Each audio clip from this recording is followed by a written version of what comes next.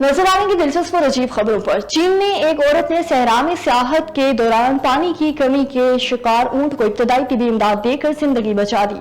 शुमाली चीन में अंदरूनी मंगोलिया का सहरा सनोबर के जंगलात और सहराई ALXA जेलों के लिए मशहूर है और हर साल वहां मुहिम जोई के शौकीन मुतादिद सियाह आते हैं। 28 अप्रैल को सियाहों का एक ग्रुप इस सहरा में ट्रेनिंग कर रहा था जब वो रेत में गिरे एक कम उम्र ऊंट के पास पहुंचा। ऊंटों की ये नस्ल मंगोलिया और वस्ता एशिया में पाई जाती है। एक बालिग ऊंट पानी के बगैर एक माह तक जिंदा रह सकता है, मगर सहरा में मिलने वाले ऊंट के बारे में एक सियाह ने अंदाजा लगाया कि इसकी उम्र सिर्फ 3 साल है।